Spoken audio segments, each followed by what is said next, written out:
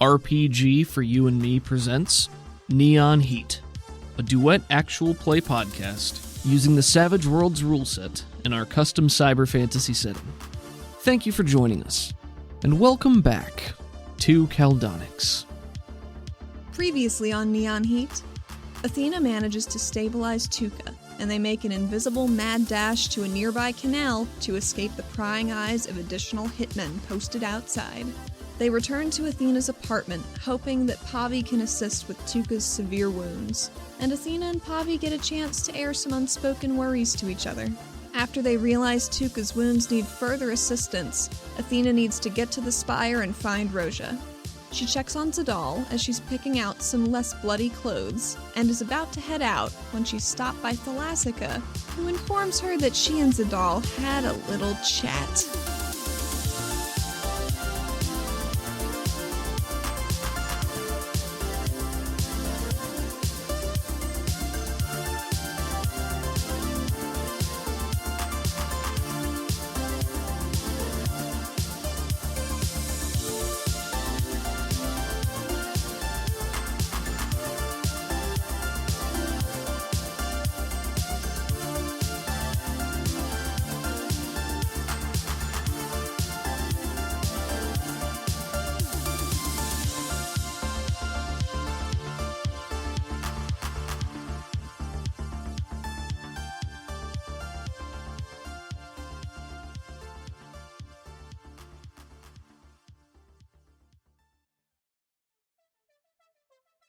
Athena, you are in your bedroom with a very sleepy and somewhat loopy Zadal. Your music player has come to life, emitting the voice of Thalassica, who I believe just said, "He was serenading this room with his lovely voice, and then we decided to have a little chat." Oh, a little chat. Just a little chat. Those are super fun. Love having chats. What about? Oh, I'm afraid it was confidential. Oh, it's my least favorite kind of chat then. Okay. What's up, Thalassica? Why don't you meet me down in the garage, and we can have ourselves a little chat instead. How did you know I was heading there anyway? Just get downstairs. Hate to keep you waiting. She puts the shirt back on the music player. She knows she's still in there, but fuck it. And she looks to Zadal and says, "Apparently I gotta go. I'll see you later, I guess." Duty calls. Yeah, it always seems to. I'm not gonna lock the door, but please don't shoot anybody. I will do my best not to. I know it hasn't come up yet because the gun is off, thank you, but I gotta go. Okay, goodbye. Okay, no, bye. She leaves. She goes and gets changed and goes downstairs with her tactile neck, black, sleek, regulator badge on her hip. Nice. She's a picture of regulation. She's regulated this outfit. Mm-hmm. Athena clomps down the stairs a little more clompily than she usually would. Like, she's a heavy stepper, don't get me wrong. Pavi and Tuca are still milling about in the area downstairs. Pavi appears to have brought Tuca a plate of food, which includes the meat she was searing when you entered the apartment. Yeah, it smells pretty delicious down here. No time for delicious meats right now. She's got a job to do. Tuca is sprawled on the couch with her legs out, and the plate is on her chest, and she's sort of shoveling the food up towards her mouth and we all been there. Trying not to let it fall anywhere. But she's got a more snake-like neck, so she's got maybe more dexterity than Athena might have. That would not go as well, and hasn't in the past. As you're coming down the stairs, Tuca sees you and then has a guilty look at her face as she's frozen with fork to mouth, bent over this plate on her chest as she's lying prone. Athena waves a hand, like, "Don't stop on my account. I gotta go." Oh, where you off to? First to the garage to get my bike and have a chat with the woman in our appliances. And then to the spire to get Roja to, fix you. Well, I still think I'm gonna be fine, given time and all that. Given time, sure, but that's not super a luxury we have at the moment. rumples her nostrils a little bit, but she said, yeah, I guess you're right. Pavi says, well, have a nice chat with the lady in our appliances, she says, glancing about the kitchen, shiftily, suspicious of anything that could be plugged in or powered by an external source. Athena leans down to Pavi out of the side of her mouth. She's definitely in her can opener, right?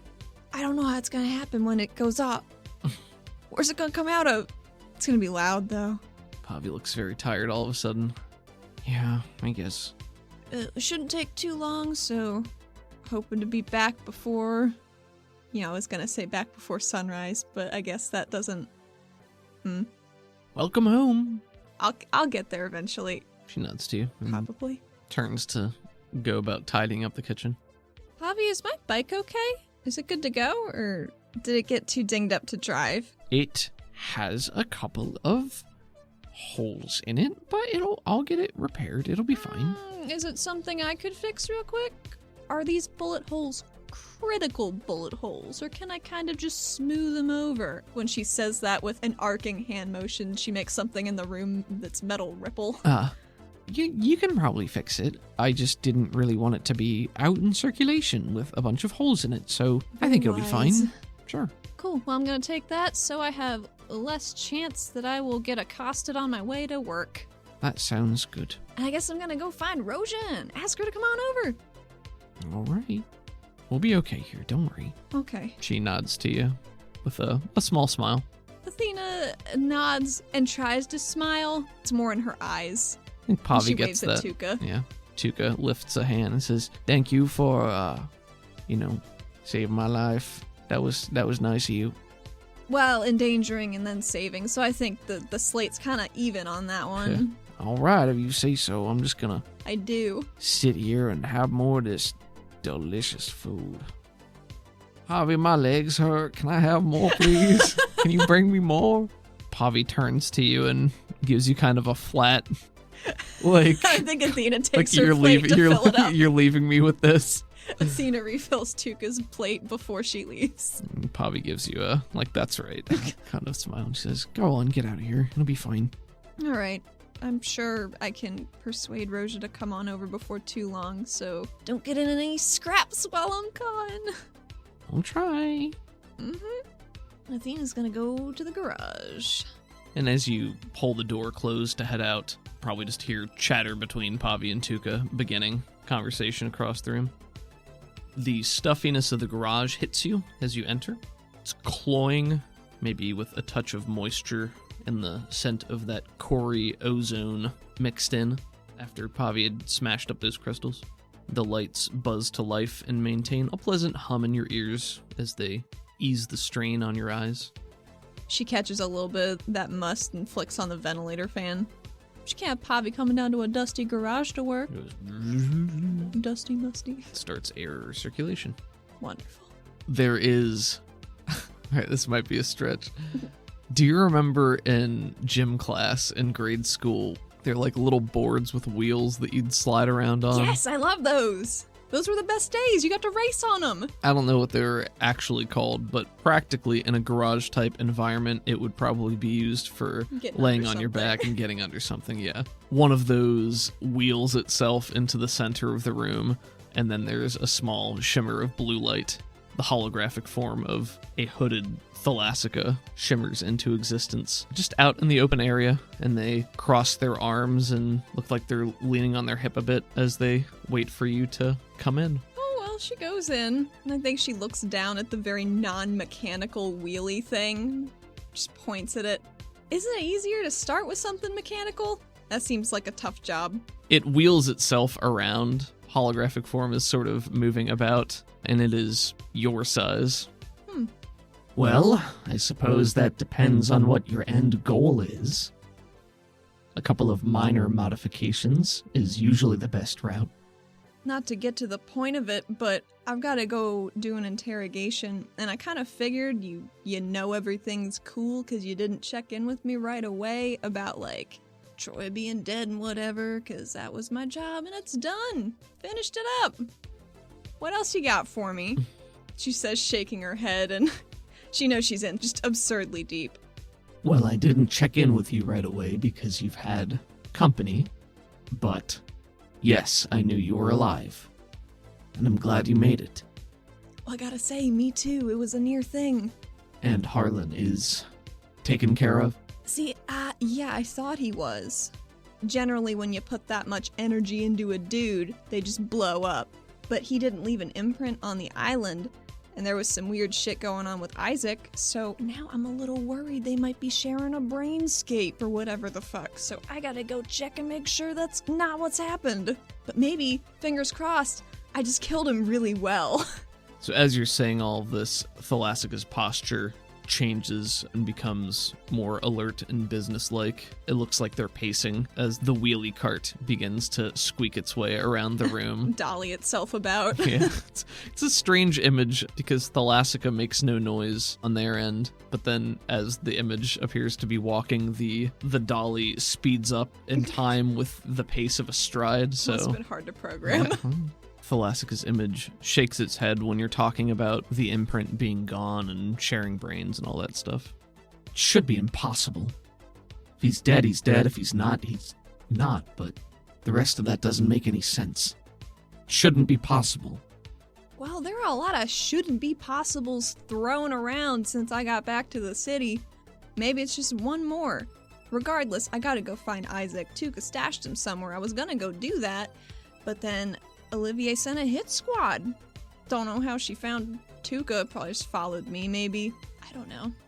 I need to talk to Laverna about the tunnels, what she's been digging up. Could you get in contact with her for me? Yes, I can put out a summons for her. If you want to stipulate a time and place. Athena just waffles her hand around and says, whenever she gets back to you, let me know, and we'll go from there, I guess, because I don't know where she is. She could be under for days, and then we'd miss a time. You said Isaac was caught in I suppose, that blast that everyone seems so fond of discussing. Apparently he almost died, but he didn't, so that's really good news. Yes, it is. Find him and bring him back if you can. Obviously, that's pretty high on my to-do list, but you seem to care quite a bit. It baffles me, because you don't really seem to care about much. Jerks one shoulder in a shrug, not even bothering to jerk two. I care more than you know, obviously, but... Athena, battlefield conditions change. Intelligence is simply information, the best and most accurate information available, but it can still be flawed. And when your intelligence is bad, you walk into a situation unprepared. Even the best laid plans years in the making, can go up in flames. And she's continuing to pace, and the squeak just going in circles around the room. If I had to guess, I'd say you have quite a few plans that are hinging on me personally. Otherwise, why would I be involved? I just don't get it. The wheels come to a halt, roll to face you, and Thalasica stands with arms behind their back. You're not unintelligent, Athena. You can put two and two together. Yes, I have many plans. And what would my personal investment be? Why would I care? Why should I care? I don't think Athena knows. She's been puzzling through this for ages. But, I mean, I guess it's only 3 weeks, but it feels like ages. Mm-hmm. Did you know me before all this garbage happened? Because you said you didn't have to look very hard or at all to find me, which means you knew where I was the whole time. Everything you stated is factual. Could make sense in context. How would I go about finding context? Because I think we both know if I go about trying to find you, it's going to be a lot messier than if you just tell me. And she knows this is an ask. She knows this is never going to happen, but you never know unless you ask. I can appreciate the tenacity with asking the same question over and over again, but you can't continue asking the same question and expect to get a different answer. That's actually a negotiation tactic, because sometimes the answer it changes over time because you just get tired. You just get tuckered out of me asking the same question. And there's that tenacity again. You can't see them smiling, but you can probably hear it in their tone. As I said, battlefield conditions can't change. If you want answers, and Oh, I do. I really do. the best information, the best intelligence is never free. It has to be earned or bought. If you want to know the answer, and you don't have anything to trade, then the best thing you can do is to follow the threads. What threads do you have, Athena? What commonalities exist? Why would I be involved? Well, part of me thinks you're just some AlariCorp spy master, just like Olivier. Maybe you are Olivier. Maybe that's how you found us. Just know where I am all the time, somehow, because you're in all my fucking appliances. That could be. Again, everything you've said makes sense within context. It's just a matter of finding the correct context. You've never asked how all of these appliances made their way into your home. How do I have the time, the resources to do this? Maybe you're just some rich bastard who has nothing better to do than tinker with toys and send them out places. Or maybe you're just invisible. Maybe you just break in, you just poof through a wall, and just drop stuff off. I'm rarely home. I don't know what goes on here. I can't put cameras around. That's what you're for. And she raises a hand to the hologram. And when you receive help relatively for free or for cheap, then I suppose you can't complain about the results, can you? For cheap? Help for cheap? I almost died doing your job. I almost beefed it. I exploded. That's not cheap. It depends on how you look at it. You're still alive. You made it. You've learned. You've gotten stronger. You're starting to think for yourself, realizing you can't trust everyone. Or perhaps that you can't trust anyone. Not really. But I work so much better when I can trust people. It's a process and a skill, like most others. If you're lucky, then you will find a few that you can count on. But generally, people will disappoint you. It's a fact. You know this to be true. Disappointments. Life is about making your own avenues, overcoming those disappointments and failings. Well, if there's any point you've drilled home, it's that I can't trust anyone. Maybe I can't even trust myself. But can I get some advice that I may or may not take? She motions a robed sleeve for you to continue. I don't know how much you heard of just general conversation tonight. You're probably a little busy to be eavesdropping on every conversation, but I don't know. A Pantheon messenger found me and had a real troubling message. They seem to know me from before I left, and they know I'm involved with all these eyes that are about. Do you think I should attempt to extort or pay for this info from the messenger? What do you think? I don't want to piss off too many of the people who so nicely use my service. But I'm not exactly made out of resources right now. My advice is, it's best to remain on neutral terms, if not friendly terms, with as many assets as possible. If you can surround yourself with options, tools, then your chances of success in most avenues will increase. Sometimes the best way to handle those is by force, or coercion, or intimidation, or blackmail, or any other number of, let's say, less scrupulous tactics. And they generally only remain effective when you're outside of the range of threat of whoever it is that you're leading along. So my advice to you would be, don't overextend yourself. I'm able to do this because you don't know who I am. You don't know where I am. You don't know what I have access to. You don't know enough. And they hold their arms out to their side, sort of, not like super grandiose, but just hold their arms out to the side. That's been my life. So, battlefield conditions change. Maybe it won't work that way for you. There's a long pause, a thoughtful pause, before Thalassica continues. I know I've been difficult, perhaps is a diplomatic word to use. I got to where I am by struggling, by suffering and taking what I need. And that's mostly what I've known. But the game I've been playing against AleraCorp, intelligence changes and fails. My plans did not account for a third party, let alone a fourth or a fifth. Just more companies moving in. Sato Novi. These spooky eyes vying for something. Corporations I can handle. They're predictable.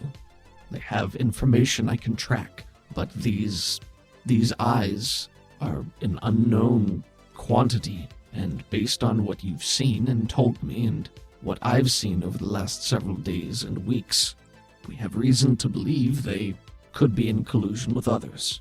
I don't know how they're connected. I don't know if they work together alone. I don't know if they have the capability to do any of this. But if Harlan was, well, we might need to reevaluate things moving forward. You always say Harlan real familiar for a person who wanted him iced. Did he say anything? Anything worth repeating? After I jumped into the black cloud to make sure he was dead, he said, give someone his regards. I don't even know if I'm saying it right. Latora, maybe? But that means nothing to me. Can I look to see and to kind of squint at her? See if anything's coming up from that? Thalassica stands silently as you're talking, and then maybe the hood droops down a little towards the ground, and they're in thought. Harlan was smarter than I gave him credit for, in the end. Maybe something you share in common. Or maybe not. Guess we'll have to see on that one. Yes. Based on the fact that Harlan is dead and Isaac is not, what did Isaac do? He helped us. He saw that Harlan was corrupted, crazy, however you want to frame that. And I don't think he would have survived if I hadn't thrown up a big shield made out of boat. Before all of this, I might have said unbalanced or perhaps unstable. But given what we know about this red eyes, I don't know. They've been appearing in the city, the last 2 days especially. He was trying to infect the city. The gas was just a test run, the fog. They're gonna try it again. I gotta find that Karnak. I don't even know who they are, but I gotta find them. Madness. I don't understand. If AleraCorp is connected to this, what is the endgame? What's the goal? If it's making people crazy or taking them, I don't know. What's the point? What's the logic?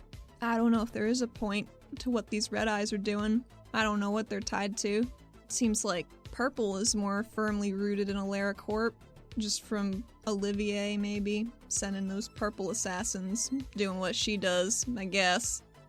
Does Thalassica know about... She didn't till now. Okay. Or she didn't know about Athena's shit at all. That's what I'm questioning, yeah. Unless that came... I mean, there have been conversations in the house that have, like, alluded to some weird shit going on, but... Then maybe that's the next stop in the chain. Find Olivier. Oh, God, I'd love to. But I don't even know where to start. She's probably holed up somewhere. She might even be on the surface.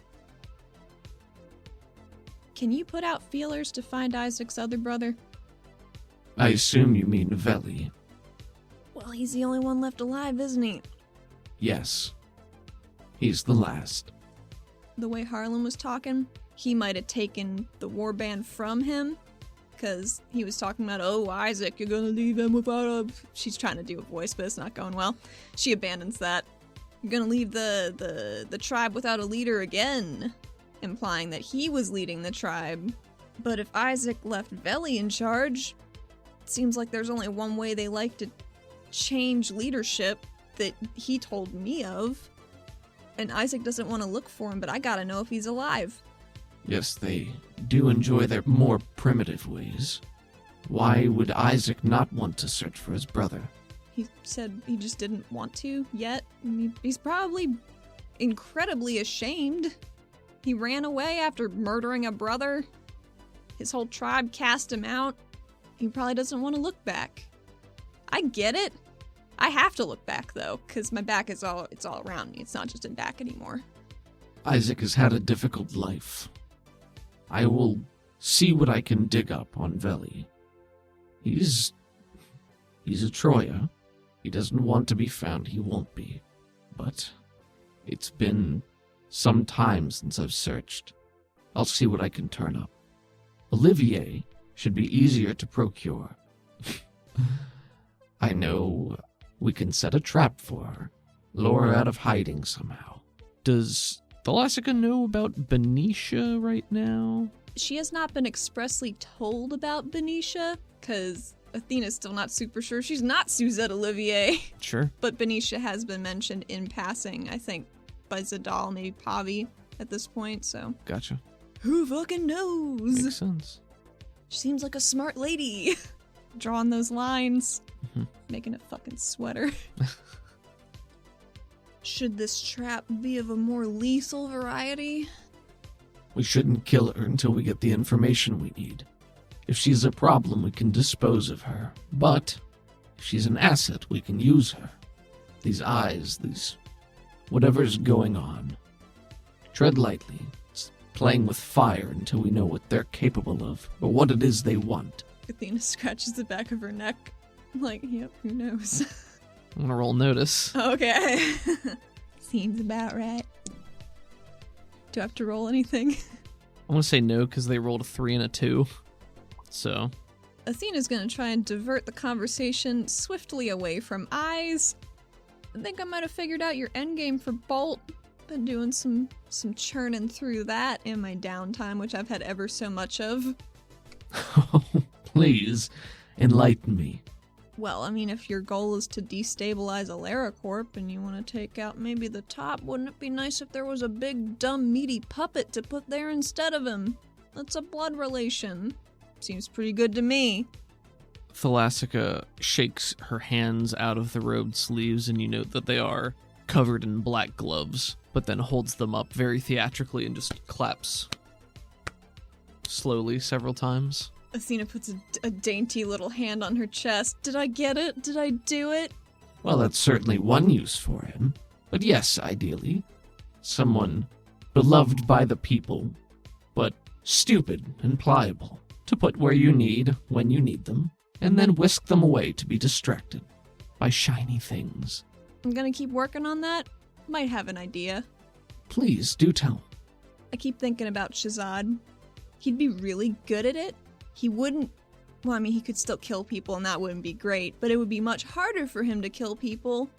I think he's suited to be an... Maybe. I don't know.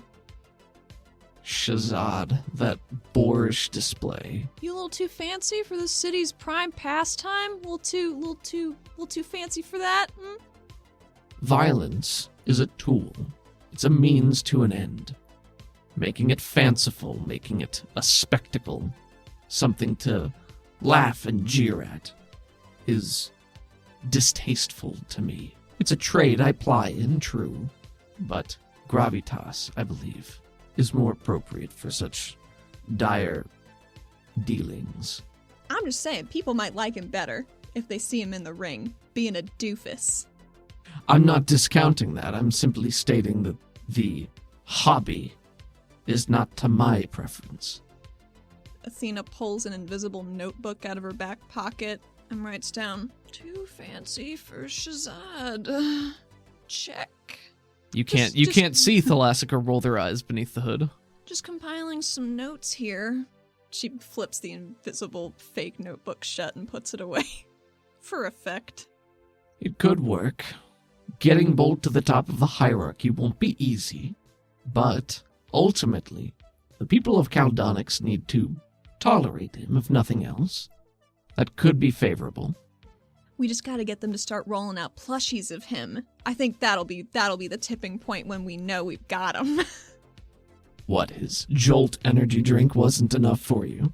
Excuse me? Oh, maybe that hasn't made its way down here yet. He has an energy drink? Are you fucking kidding me? Oh, it's all the rage on the surface right now. What flavor? I don't know. I haven't tried it. Damn. Bolt has an energy drink. Yes, branding is quite important to public image, or for how you wish others to perceive you. First impressions, continuing impressions, etc., etc. I think I might need to work on my brand, but I'm not going on the news to get interviewed to do it. Oh, but you might. Athena shakes her head. No, I don't think I want to do that. I don't think that's a good idea for anybody involved. But you see, Bolt is going to go on regardless, and if no one is there to corral him, what do you think's going to happen? Athena sticks out her tongue and just bites down on it a little bit. Just that had not occurred to her. She just starts walking around the wheelie in circles, just pacing, maybe trying to make her turn around to follow her. It does just in slow circles as it follows you. Oh boy. We needed a more competent front man than me. Who allowed this? I did. Because I think you are the right person for the job. Because even though I decry don't trust, don't put your faith in others, there are situations when there is a right person for a job. And this time it was you. Oh good, I'll put that on my resume. Occasionally the right person for the job. Everyone has their day in the sun, and since you can't get your sun on the surface anymore, this seems like the next best thing, doesn't it? Oh, I think standing next to Bolt anytime is a good way to do that. Yes, that was the joke. Yeah. Yep. I know in all of this, I'm probably a pretty low rank on your ladder of success. But if you would have just told me all this stuff at the beginning, I would have been a lot better off and maybe not so many people would have died. That might be true. In hindsight, no one is perfect, myself included. But handing you everything up front, I do not believe is the correct way. Not that you haven't struggled to survive, but the test, the struggle, is what makes you stronger. You need to learn how to do some of these things for yourself, and I think you will succeed where others have failed. I wouldn't have invested even this much time in you if I didn't believe that, Athena. I don't think you would have put this many fun toys in our apartment if you didn't have some kind of stake in me. You would be correct. So you having confidential chats with my friends now? When it suits me. Your friend has a lovely singing voice. Did you know? I did not. Doesn't surprise me, though, somehow. Yes, he's quite amiable when he's addled. Well, aren't we all? Very hard eyes at her. I'm not here to make apologies. He told me why I was doing it. I get it. I had bad fucking dreams forever now. So, if I would have found a super cool drug that would have kept those away, maybe I would have been doing it too. There's a long moment of silence before Thalassica addresses you again. The Arrow rarely speak of their dreams to outsiders. The fact that he's told you about them in the first place is a sign of immense trust. Treat that with respect. Why wouldn't I?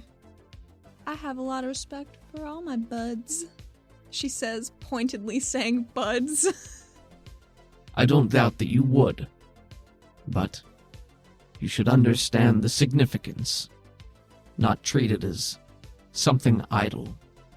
She nods, but a little less abrasively. A little nod for herself. The Arrow are a secretive people, even from their closest friends.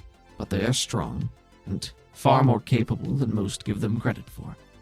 Who's not giving them credit for being capable? I think you know there's a great many people who don't give credit where it's due. I think she shakes her hand. Those are toppers. They're not down here folks who know all that good stuff. And yet the toppers are determined to push their way down here, which is how we find ourselves having these conversations. But underestimating them will be their downfall. Or at least it'll help things along. Now here's a question. Since you seem to be familiar with Arrow a little bit, if Harlan and Isaac are sharing a brain, and we were able to extract Harlan from said brain, do you think we should reach out and find a way to get him into a new body? Do you think that's a possibility? She's not asking about this. She's asking for Benicia, but she can't say Benicia. I've never heard of such a thing even attempted. Displacing the mind of an individual is... I've never heard of it being done. But we appear to be in a time of new frontiers. Who's to say? I have contacts with whom I can speak. If you feel like it, sure. It's probably impossible, though. If Harlan does live on, and we could, I don't know, maybe he's regained his senses. If he could be reasoned with, talked to, harnessed, should never discard an asset unless all else fails. I'll keep thinking about stuff, but it's all really conjecture till I find Isaac in the tunnels. I don't want to go in the tunnels. It sounds like being on the surface for so long doesn't agree with you, or didn't agree with you. I just, between you and me, don't do so well in cramped spaces. We all live in a cave, but some places are a little more squished than others. Discomforts or fears are meant to be overcome to make you stronger. As I've said, you will adapt. You will overcome. Sounds like that's coming from a person who never had a panic attack in an elevator. She says, wagging her finger at her. You can't imagine some of the things I've seen, Athena. That is very nebulous, and I don't have context for it. No, you don't. How could you? But then, you have context I do not. Doesn't make either of us greater than the other. Just different tribulations. Yeah, that's the fucking truth. Well, if you want to put out a request for Hermes to meet with Artemis at some point. No, that's dumb. He gave me the card. How would I know? Oh, fuck. She says, just waffling back and forth. I got so many little... I'm crossing my threads. I don't know what to do. It should just be me, I guess. Because if I threaten him, his boss doesn't know anything about that. He's still cool with her. She could mind that more later. If it goes bad. Which it could. If he's seen you as you are, then no, I would not reach out to him as an alter ego. It'd be too easy to connect the dots.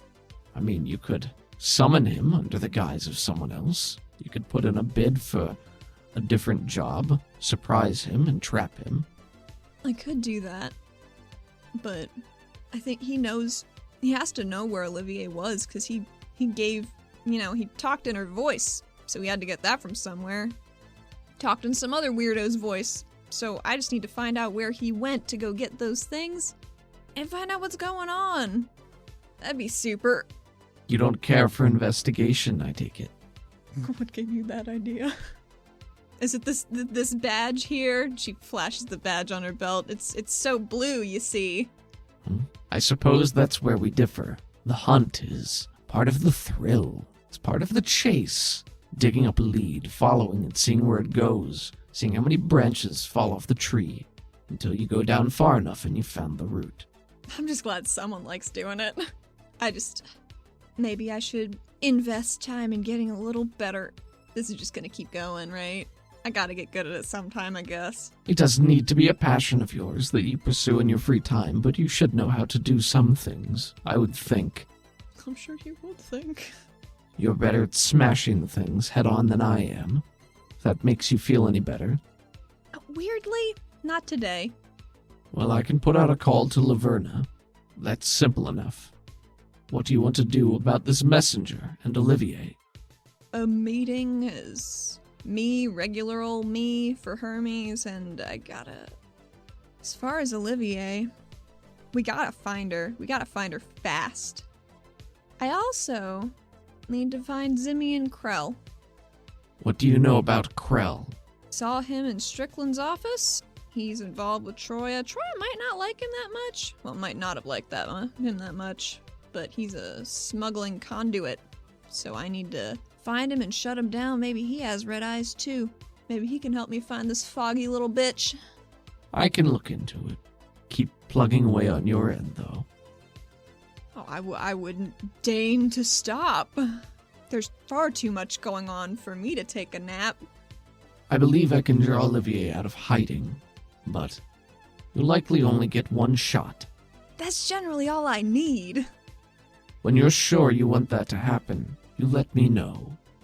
Well, I can certainly do that. I mean, hey, maybe Hermes will just tell me.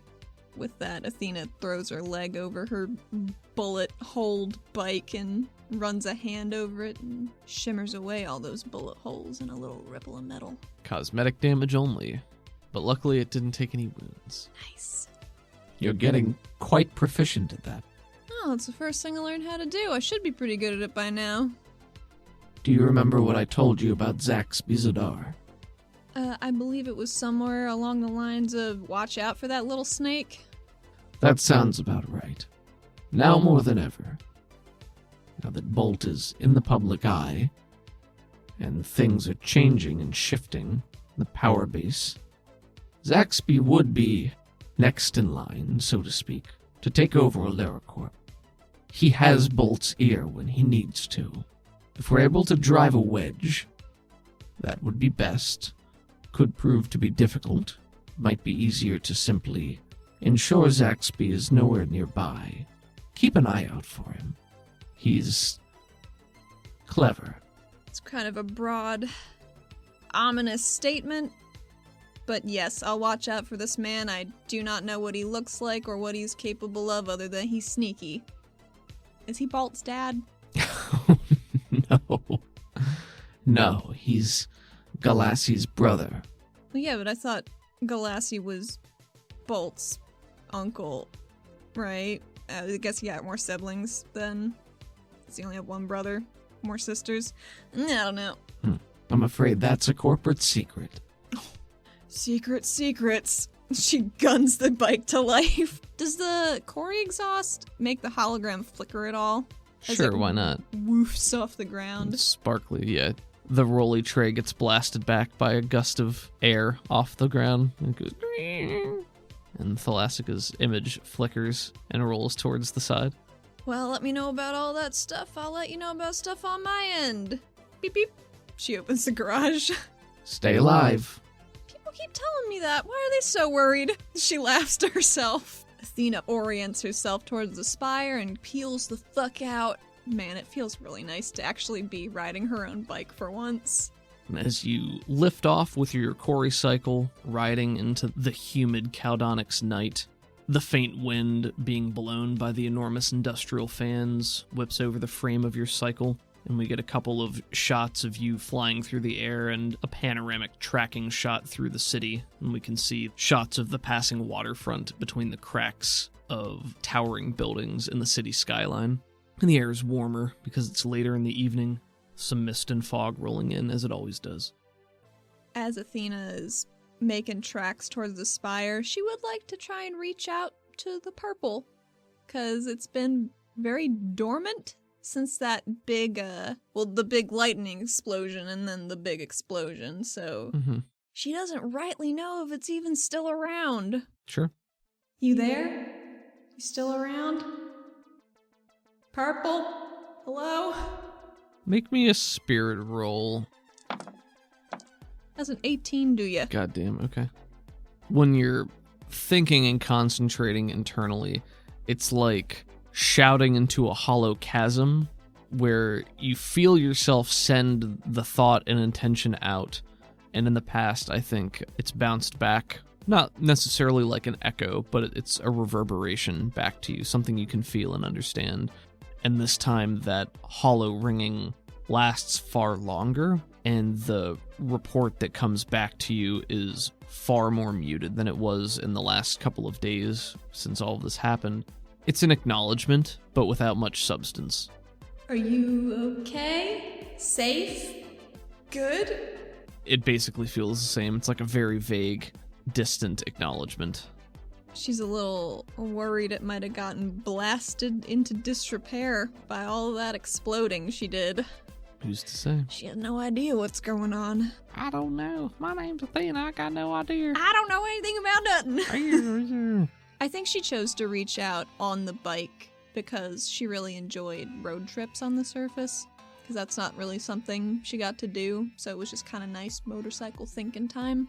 Dangerous road trips on the surface. Well, if you stick on the main highway, it's usually safe-ish. Ish. Yeah. Ish. Depends how far you're going. But I think that's something that just clicked into place, because this is one of the first times she's really been alone to think about it, you know? Sure, yeah. Be that as it may, I think she would like to just get onto the spire. Alrighty.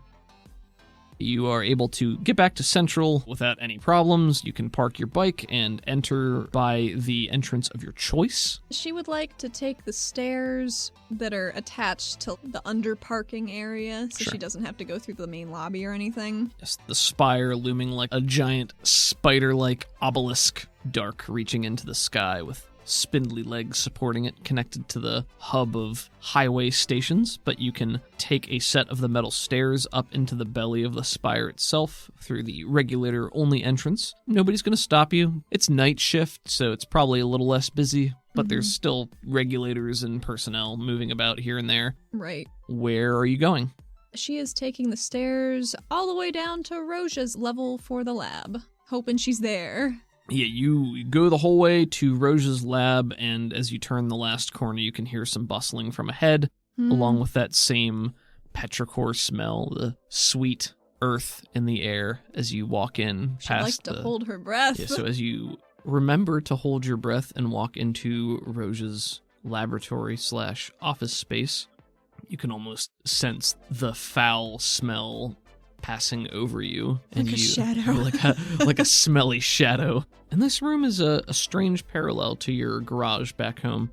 The air inside is warm and moist, but it's fresh and richly scented instead of stuffy. And the plants seem to bob and rustle of their own accord as you brush past and make your way deeper. And it feels clean but earthy, you know, like it's a natural sort of feeling. And the sweet petrichor of Roja's pheromones linger throughout the office space. Industrial metal and stone merged with vegetation and plants of all sorts. Sounds oddly cozy. You can hear the clacking of keys from below, Keys. like a keyboard. Oh, gotcha. I was like, jingle, jingle. No, the jingle of keys versus the clacking of keys. Oh, gotcha. Athena clomps down the stairs, letting her feet do the announcing. As you're approaching, Roja's turned away from you, clacking away, and she says, "There are only a couple of people who would stomp down here that way." Am I one of them? I will add you to the list, yes. Who else is on the list? Don't worry about it.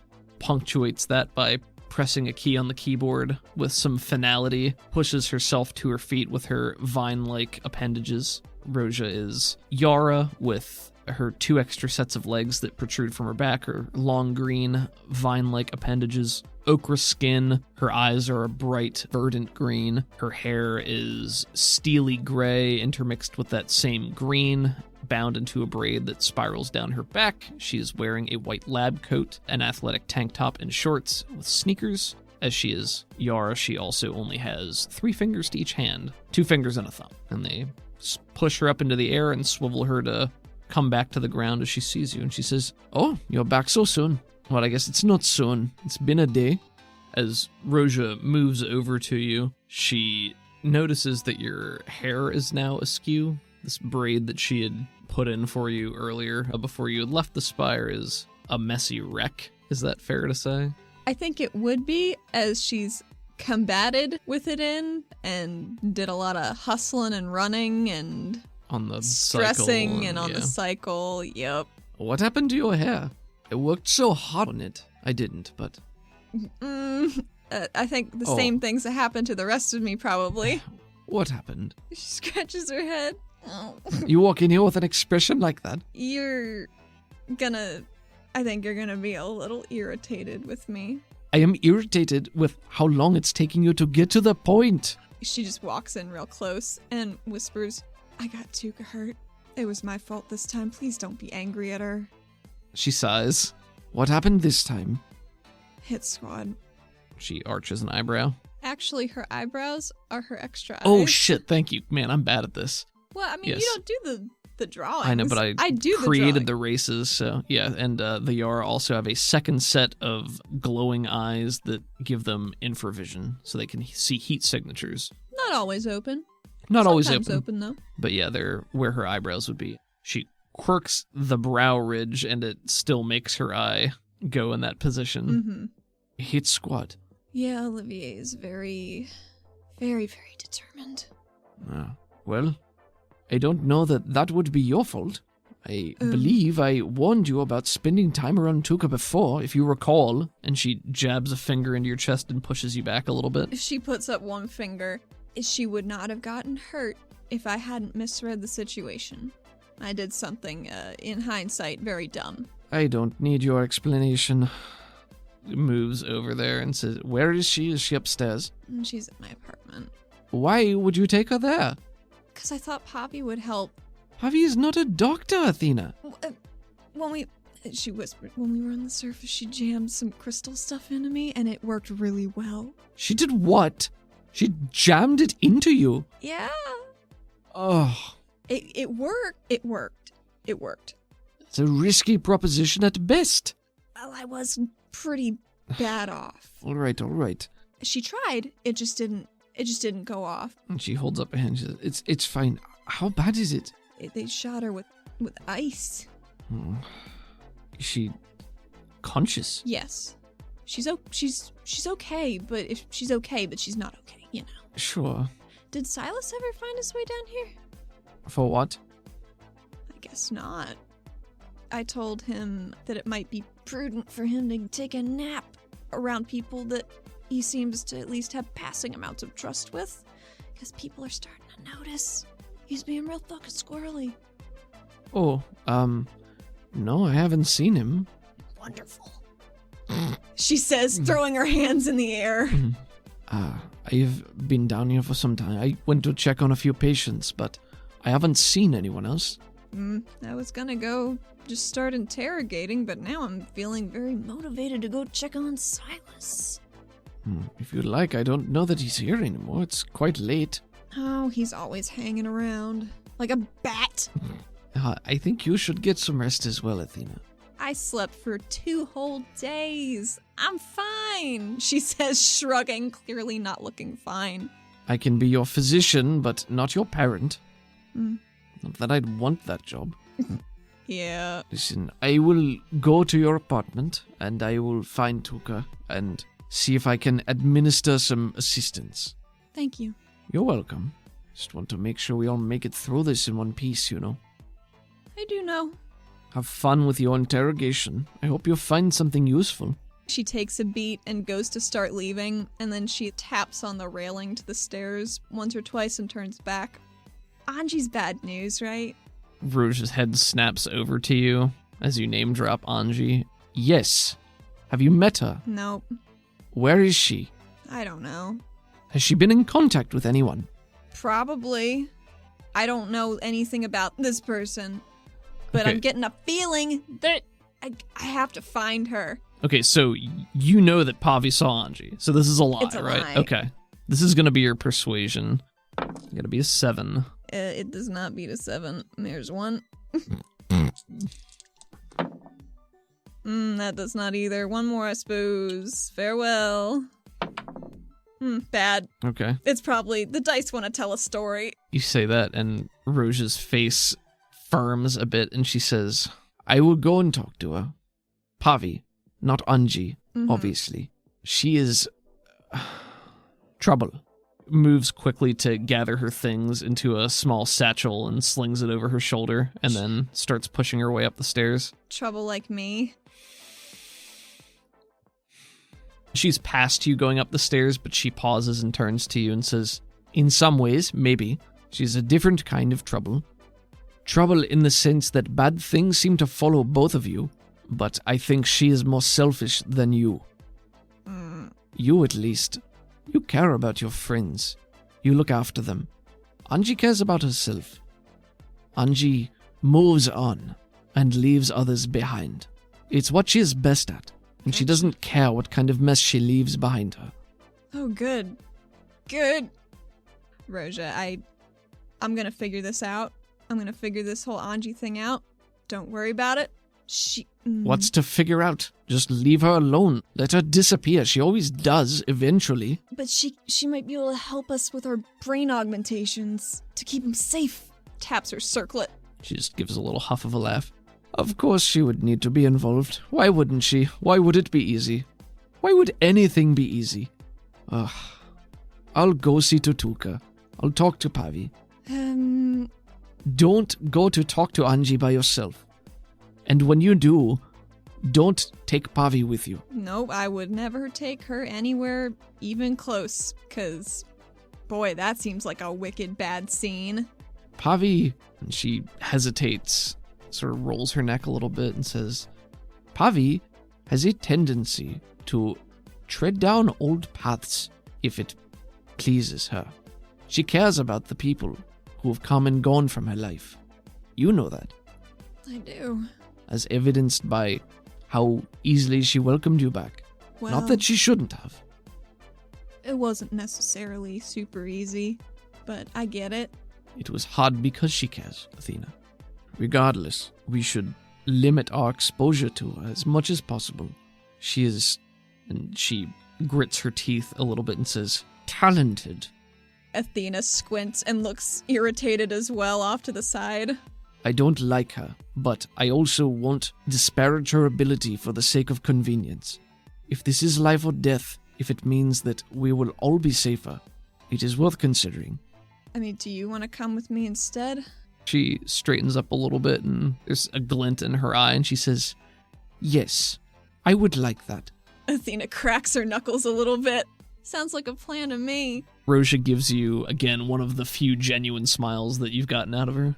I think Pavi's at a pretty raw place tonight. I wouldn't bring up Angie anymore because she did quite a bit of emoting with me earlier.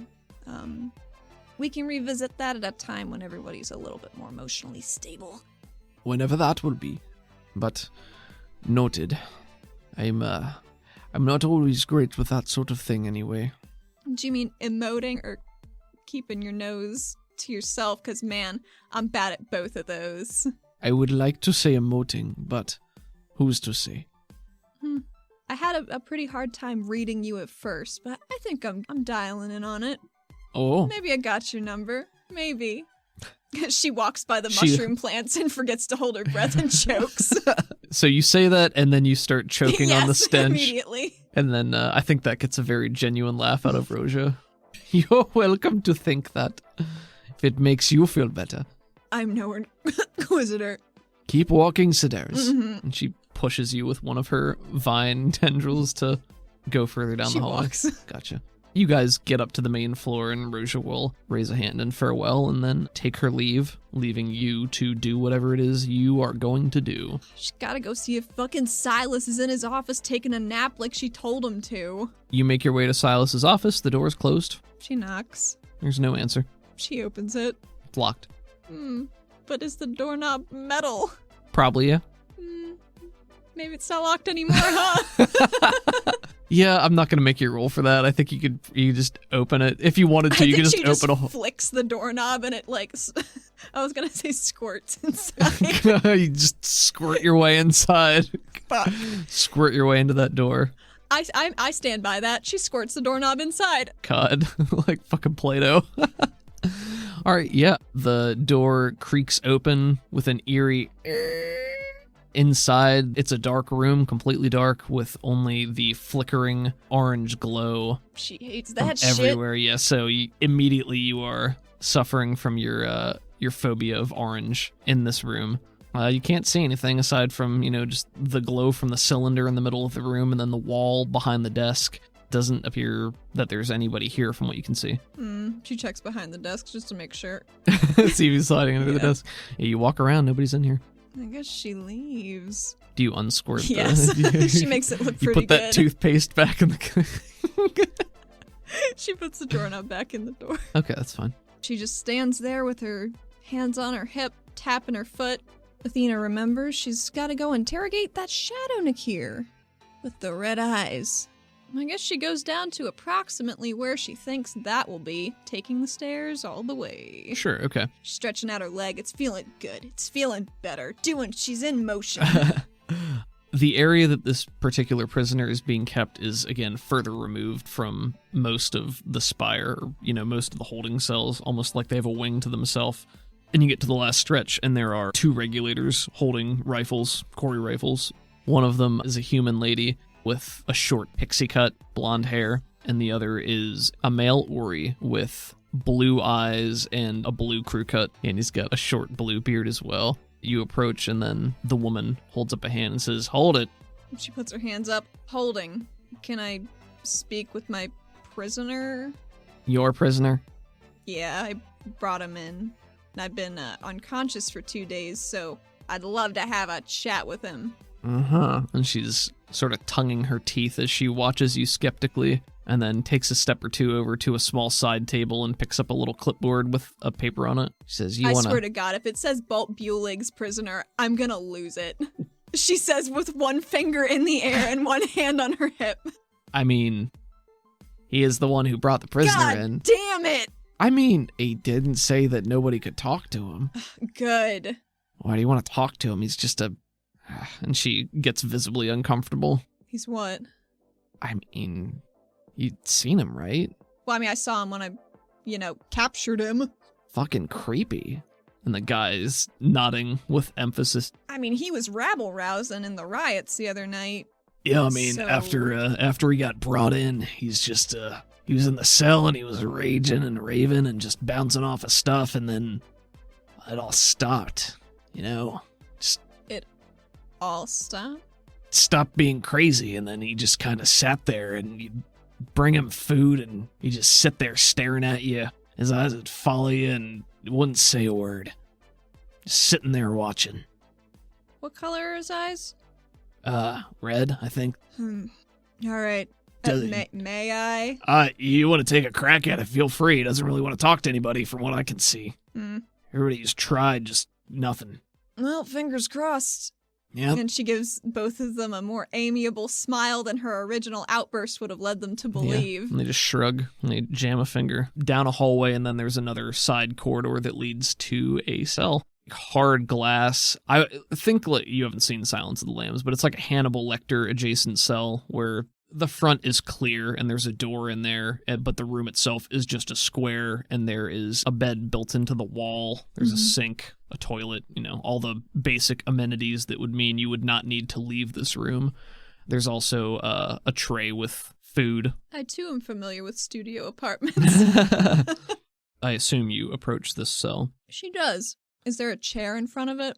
Or... Yeah, I think there's a chair off to one side, sure. She pulls it right dead in center and flips it around like a cool kid, like she tries to do when she's posturing with people. The Nakir in this room, they're currently seated cross-legged in the middle of the room facing away. They're still in the garments they were wearing during the riot. They no longer have the mask. I think you took the mask away. Yeah. She sits down and just says, "Knock, knock. Remember me?" So, Athena, you are seated cool kid style in this chair, backwards. Yes. Yeah, I assume in a cool rapport building fashion. Yes, absolutely. And this Nakir pushes itself to its feet and slowly turns to face you, and it stands there for just a moment, staring at you, before you watch its mouth open in the elongated Nakir way that normally they don't, so long, distended, hanging limply. And then in a flash, it rushes up against the glass, slams its hands against it, and begins snarling, slavering, and it says, "You... finally..." Oh, are you waiting for me? Am I late to this party? I seem to be, most times. And it, always catching up. She says more to herself. It starts to kneel down so it's eye level with you. Maybe an inch or two of this glass separating you.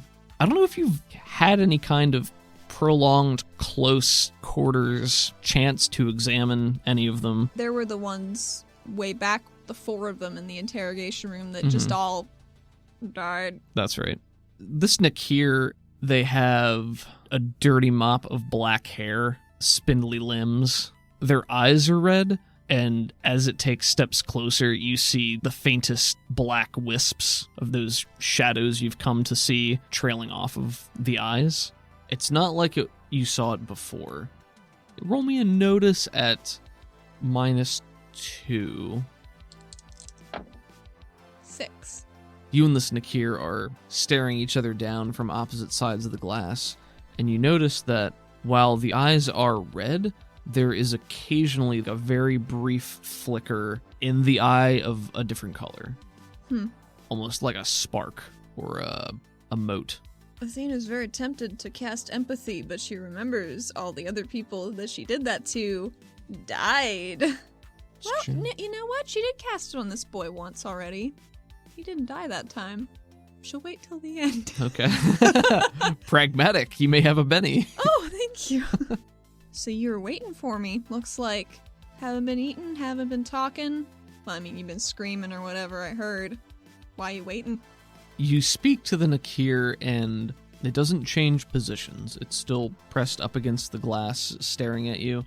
But as you continue talking, its eyes begin to drift and wander, almost in thought. It just goes, "You." And it taps on the glass, and then it taps on its head. "Here." What? Taps on its forehead again, a little bit harder. "Here." She taps on her chest. Me. Taps the chair. "Here." "Yes." She points at her head. "You're gonna have to elaborate on that, pal." Its eyes narrow and it cants its head, pushes off the glass, and starts walking back and forth. Its movements it fluctuates between sluggish and erratic. Like, it doesn't have a standard moving pattern. Like, it doesn't pace like a normal prisoner would. Almost aimless. It'll change directions, and the motion goes from being fluid to jerky. It paces a full length and comes back to you, and then takes both of its hands, taps its head very firmly, and just says, "Here. You here." I'm in your head? Its eyes screw up a little bit, and it says, "Yes." She's just staring at it with a very cocked head and a completely baffled expression, because she didn't really know how this conversation was gonna start, but this certainly wasn't what she would have expected, So I'm in your head. You're thinking about me? Is that what you're trying to say? Is someone else thinking about me for you? And its eyes wander and squint, and it rubs a hand on its head, and it says, "Yes." What's your name? It shakes its head. You don't have one? "Name? No. You don't have a name? Everybody has a name. Body." Its hands drop, and it stumbles back a step or two, and is just looking down, sort of pats itself. Athena's trying to connect some dots. This kind of feels like how it feels when she talks to her purple friend in shortness of replies. Is that your body? Or did you find it? Has that been you? Or you? She holds out her hands. Something else! It's following the same pattern of squinting its eyes and looking around, and then pats the body, and it just says, "My body," and looks back to you and cants its head. Did you grow that body yourself? Appears confused. "No." Okay. Ooh, this is mighty troubling. Oh no. Who is thinking about me?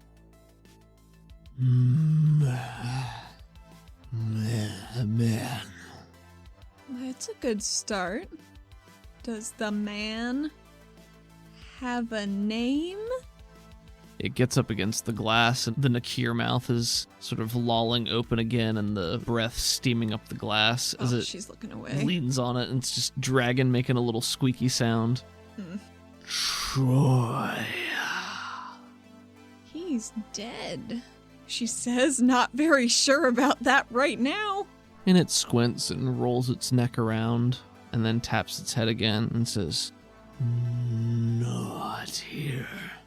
He's not here, "No." but he's alive? It looks confused and then taps its head again. Not here. Can you feel him? It shakes its head. No. Well, then how do you know he's thinking about me? Was. Was. Well, that makes a little more sense, maybe. Taps its head again. Here. Was this a few days ago? I'm sure you don't have a great concept of time. Being slightly crazy. It stops its moving around and turns to the glass, and the eyes narrow. It says, no. No what? No. No? Its jaws snap together and it turns and starts pacing back and forth. Did you help make that fog? It shakes its head. No. Do you know who did? Taps its head again and says, Other.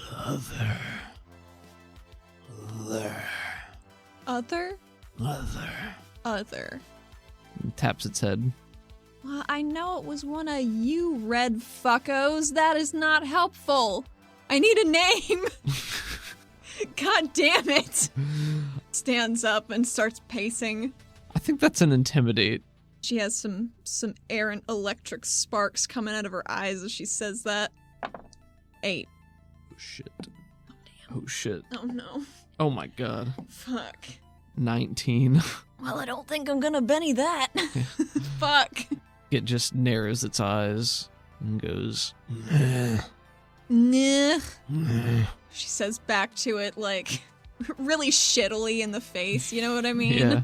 And it stretches its mouth. It looks like it's making an approximation of what you're trying to do. Fuck. You gross bastard. Turns to you and its mouth is lolling open. I don't know if you know, if you're new to having a body, but you gotta eat some of that shit they keep bringing you, you're gonna die. She points at the food on the trays. Just as a heads up on that. No, you love pointing at those. You have a buddy for that. I like that. Oh my. It turns to look at the trays and then back to you and doesn't say anything. But maybe there's an audible gurgle. She points at his stomach and then to the tray and then back to the stomach. She pantomimes eating a burger. You gotta put it in your mouth. Like, too loud. God. It then resumes pacing. She's done all she can. I guess she would like to cast empathy, see what's going on. Okay. Maybe it won't get killed right away, who knows? Sure. 9. 9 is a success with a raise. As you are watching this Nakir with red eyes pacing back and forth in front of the glass, the aura begins to appear almost like a trail of smoke or a cloud of pestilence or insects coming off of I it. don't think she's ever seen that. It's different. It starts that way, and it's far more erratic. It doesn't swirl, it doesn't billow in the same way. It's like it's drifting off and away from this Nakir. But the longer you stare, the more solidified it becomes, and there is still just a base color surrounding the humanoid form, which is still the same predominant red as the eyes. But just like you saw in its eyes, there are motes of color that break off and drift away from inside that red mass. There are different hues of emotion there as well, mostly what you would express as curiosity, probably some fear, and a whole mess of confusion. Yellows, oranges. Is it seeming like a base instinct emotion Yeah, rather there- than like a more complex brain emotion? Yeah, I think that's a very fair question and a good way that Athena would be able to differentiate. There's not much complexity here. Turns it off. Doesn't want to kill him too quick. Yeah, you also note that there is Nothing snaking through it. there's nothing snaking through the aura. The aura itself only has small tinges of black. And you know what? With a raise, maybe the blackness in the aura is what is burning away and flitting off in these different colors. Were you cut off from your... She makes a big hand circle in the air. From your friends? Other red folks? She's talking a little slower Sure. and a little more clearly, maybe, Sure. after she sees that cajoling got her nowhere. Cut. Cut. Is that when you calmed down? When it was cut? It turns and taps its head again and says, "Not here." You don't have other presences here? Just you? You only? Only.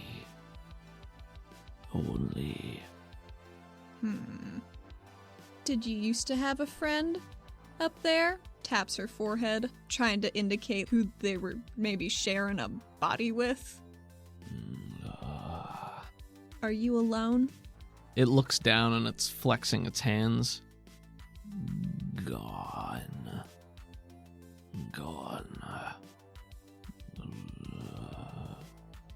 Well, for someone who's only had a body to itself for a couple days, you're doing pretty well, all things considered. And I don't think she says that to be combative or anything. I think it's just an observation. The lips quiver as he's forming another word, and he says, "Pieces. Here." And he taps himself on his head. Pieces of them, not you? Body. Gone. She's gonna take that to mean that she's wondering if maybe when all the red-eyed folks were going crazy, it just burned away all of their brains, except for ones that could handle it better. Oh boy, that's troubling. But now she can talk to something. That's something cool, maybe. She sits back in the chair, but like a normal person this time, and scooches a little closer to the glass. Where did you come from, if you didn't start in that head? It looks like it's casting around, just thinking, looking around the room.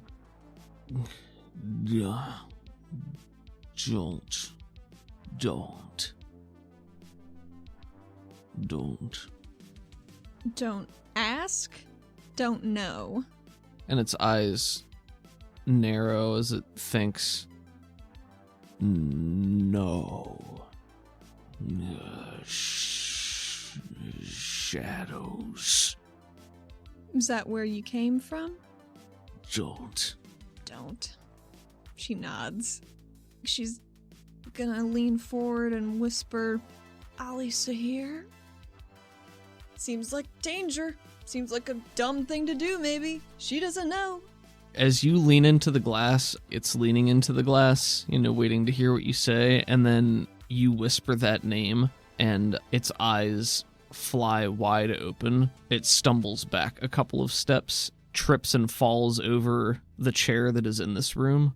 It starts scrabbling at its head with its hands. Oh boy, can I turn empathy back on? Sure. 11. Okay, success with a raise. I haven't had to pay for either of those. It's free. It's nice. It's free empathy.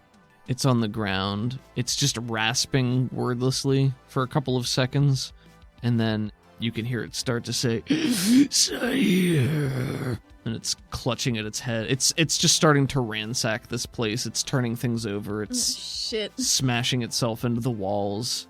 It continues doing so for 30 seconds, a minute. She will tuck her legs under her, cross-legged on the chair, waiting very patiently for it to be done.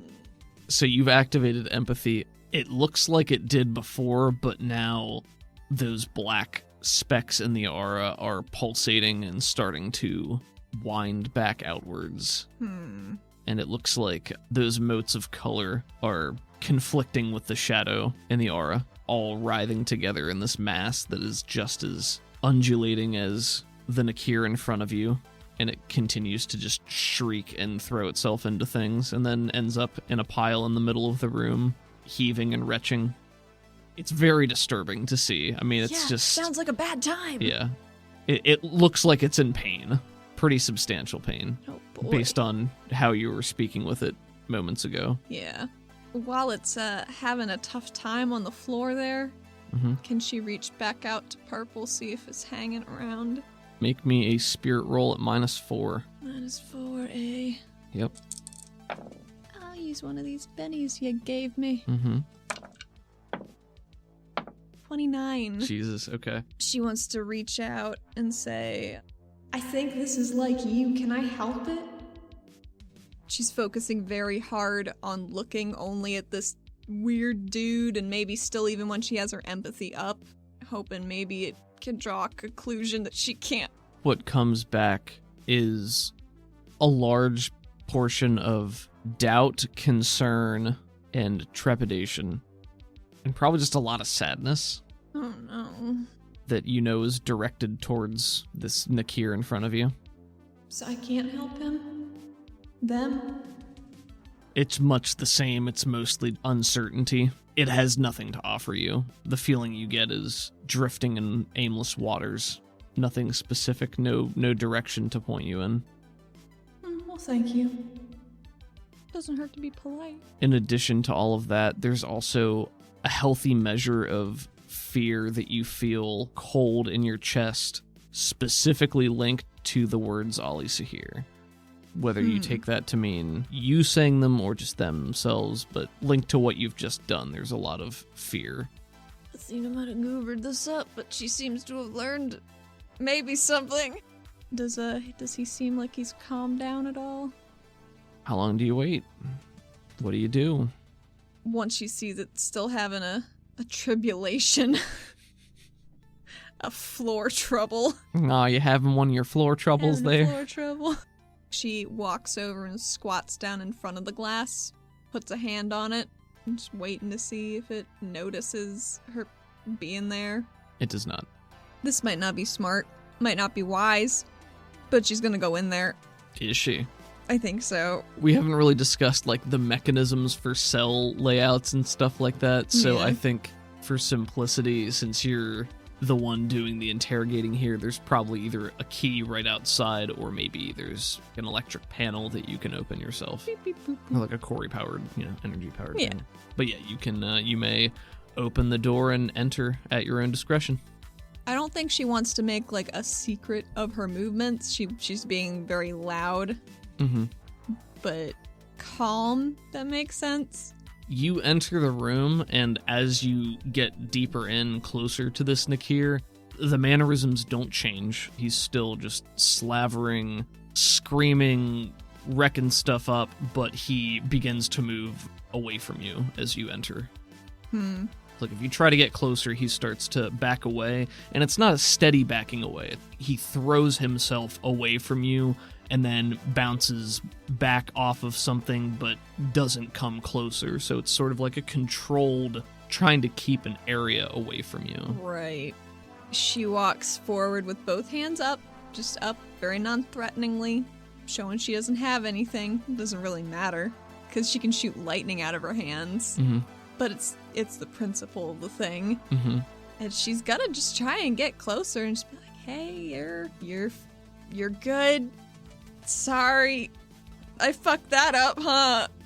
Just like talking at him? Okay.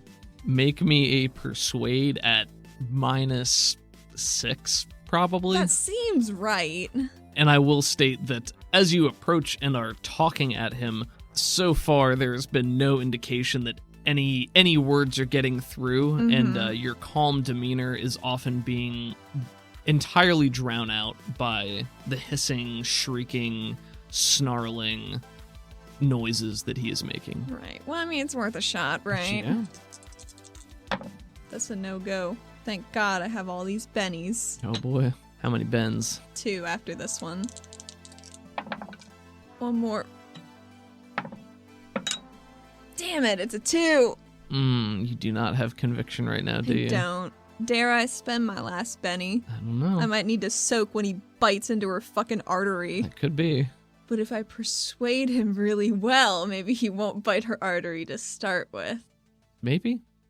Here we go. Last Benny. Failure.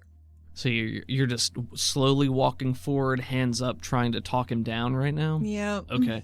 he continues moving further away from you until you basically back him into a corner, and you're just trying to calm him down there. When it becomes clear that there's nowhere else for him to go, he turns to you, and for the first time, the jaw fully distends, and you see the slit seams at the corners of his mouth stretch back further into his cheeks, and his jaw fully distends down in an enormous snake-like maw, and you can hear the warning of the rattle whirring in his throat, which echoes out and sends ripples towards your hindbrain and your fear response. This is exciting. This is the first time we are seeing this in play so far. He rolled a 4 for his spirit, which is his casting die, which means that's a success. Okay. So you need to make a spirit roll to avoid fear. 7. So that is the Nakir racial ability to cast fear. How do you resist this? She is still quite afraid in this moment, but she's already in this room, and she's not just gonna leave. She just sits down in front of him, not very threatening, but I think she makes very determined eye contact. Seems to be one of the only things he understands. Her thought is he's retreating like she's a predator. Predators probably wouldn't just sit down, so that's what she's doing. As you sit down and maintain eye contact with this hissing, snarling Nakir, with vibrantly glowing red eyes and motes of dark shadows, it stares at you maybe in surprise or not knowing what to do before it lashes out and just throws a kick at you. That's fair. So if you could roll strength for me, please. 4. 3. Okay. This thing throws a kick out at you and it clips your shoulder, but nothing happens aside from that. She wants to roll with the force of the kick, do a tumble and back on her feet. The way the kick was thrown at you, there was momentum but not force behind it. Does that make sense? Yeah. So yeah, very easily you can roll with that and get back. When you clear the space a little bit, it shrinks back into the corner again and resumes what it was doing. It's snarling and hissing and Ollie's hearing. She takes slow steps back, facing it. Sorry, just trying to help. That's all I'm ever trying to do. She's angry at herself, right? Sure. But it can't. Probably doesn't understand that. Probably not. But I will give you a Benny for taking a risk and doing something maybe against what one would consider better common sense. And maybe just for making a goof. A goof? A mistake goof. I don't know. Maybe. Oh, no. Well, she's trying to help. Doesn't seem like she's getting a lot done, but goddamn, she's trying. Sometimes you gotta not succeed so that when you do succeed. I think she said fuck it to this braid. Oh, yeah. After her most recent tumble inside the cell before she has locked it. I think she just takes it out and plops it back into a regular ponytail. She can't just go around looking a mess all the time. That's why she wears the ponytail, to not look like a mess. Yeah. Doesn't work. Well, the ponytail is just, the amount of hair is just to distract people. It's like a peacock thing, right? She just doesn't want people looking at her face. I'll distract them with this thing that surrounds my face. Then they'll never have to look at the center. They'll never have to look at the center. That's exactly it. Athena walks decidedly unsettled back towards those 2 guards that were outside. Well, he was decently talkative. Not so much right now, though.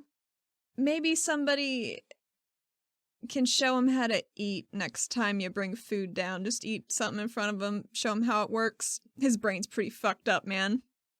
She pats the lady on the shoulder. They exchange a look of concern and then glance back down the hallway, and maybe there's still just the faint sounds of rasping coming from where you were. Where are you going? I mean, it's like the middle of the night. Not really standard hours, but a crisis did happen, so... If you're making your way back up just through the hallways, waiting for you on one of the, let's say 1 floor up from where you are. In the stairwell? In the hallway outside the stairwell. 1 floor up. Leaning against the wall in the hallway is Delegate Talina Rasmus. Rasmus is about the same height as you, so a little above average. She is Yara, so her extra sets of limbs that protrude from her back are mantis-like.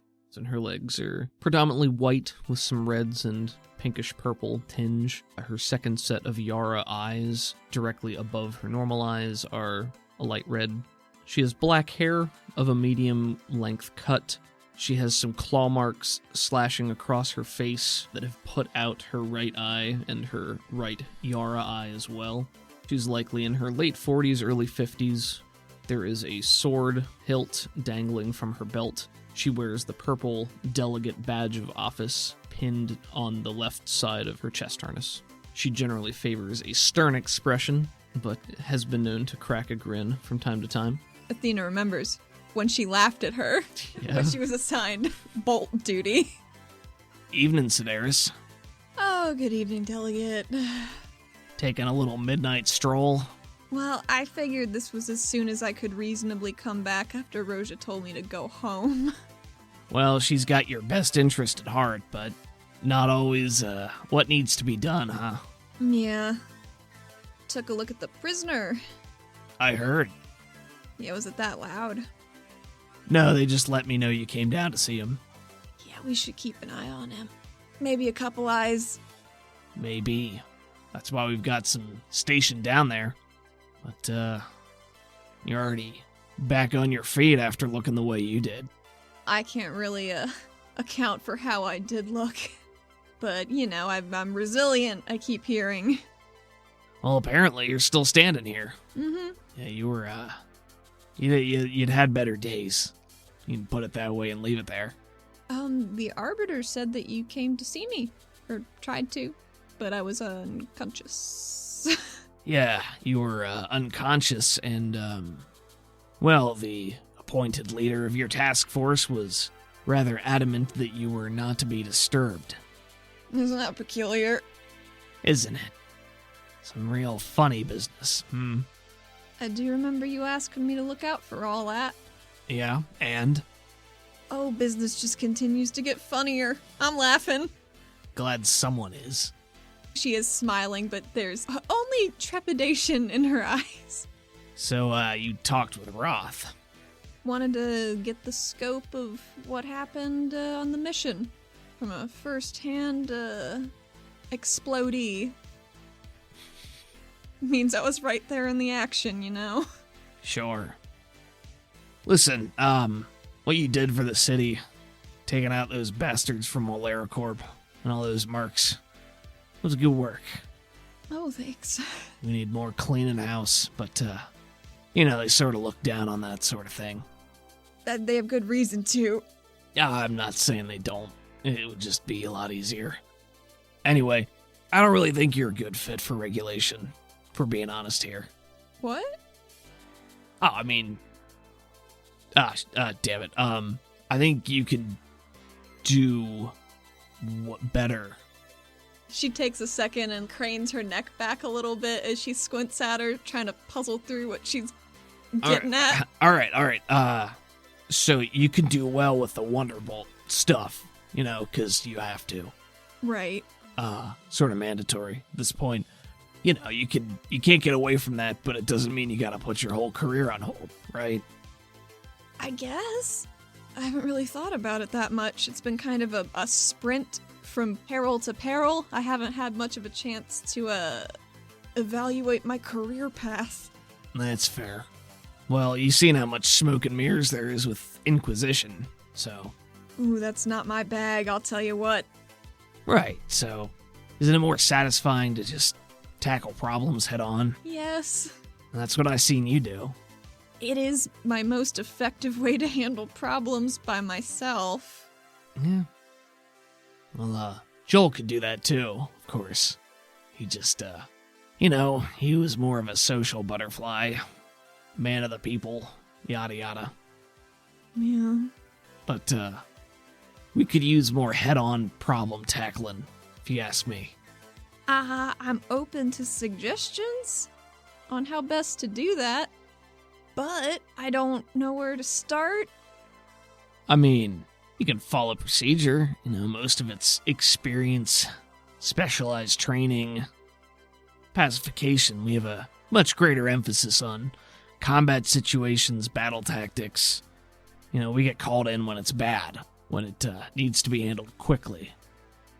Oh. If you're interested in that sort of thing. Delegate, I'll tell you what, I don't think I'm gonna be able to do very much under Reeds. Yeah, I'd be inclined to agree with that. See how that shakes out. You know, just two gals having a hallway chat. She, puts her elbow towards her in, a friendly sort of way. Don't ruin this. Sorry. What's her fucking deal with me? Do you know? 'Cause I don't. I don't know anything about a Reeds. Wine tighter than a... Shit, what's tight? Springs? Coils? You don't wine springs? Don't you? Oh, God. Do you not wine springs? She just turns and starts to wine walk down the springs? hallways. Reeds is, I don't know. There's something about you got under her skin, maybe. I mean, I am a little grating, but... Well, no one's arguing that. Yeah. I don't know. I don't know what her deal is. She's got some sort of problem with you, but if she can't keep it under wraps, that's her fault, not yours. But I know Roth ain't too happy with her right now. Yeah, he didn't sound very happy. He's, man, I didn't talk to him a lot back in the day, but he is a presence. Yeah. Not just because he's big, though. I mean, if he was smaller, I think it'd still be the same deal. Roth's about as tough as they come. I didn't know that he mentored you and Joel. I didn't even know you and Joel were, growing up buddies. You truly have a way with words, Sedaris. I tend to cut through it, Oh, It's maybe very that's direct. maybe that's why Reeds doesn't like you. Oh, probably. I'm okay with it. Whew. For now. Oh, good. No, yeah, I mean, Roth is Roth. What's there to say? He's strong, he's smart, he knows what he's doing. Been around longer than anyone. Roth said he went up topside to look for Joel. Did he? That's what he told me. Couldn't find him. Couldn't find Jex either, I guess. Well, Jex makes more sense than Shin to me. If Roth tried to find him and couldn't, that's a little surprising to me. It's a little surprising that he'd go up and try to find him on his own, too. But Roth does a lot of stuff on his own. I don't keep tabs on him. I wouldn't even try. But Jex, I mean, he's only been gone a couple of years now. He's probably living it up. And Jex is a man that if he didn't want to be found, you wouldn't find him. Roth or no. Is he the kind of man that would just go and live it up? That wasn't the impression I got in my very brief meetings with him. What? Who? Jex? He's a man of purpose. If there was something he wanted, he'd go and do it. So if he wanted to go to the surface to see stuff, he'd go and do that. Once he made up his mind. That's just how he was. So, pacification. I don't know if that's what Joel had in mind for me, but I don't think much about my life the past 7 years is what Joel had in mind for me. I think a change of pace might be good for me. You know, Sedaris, I know Joel was important to you, but you ought to think a lot less about what Joel had in mind for you and more about what you have in mind for yourself.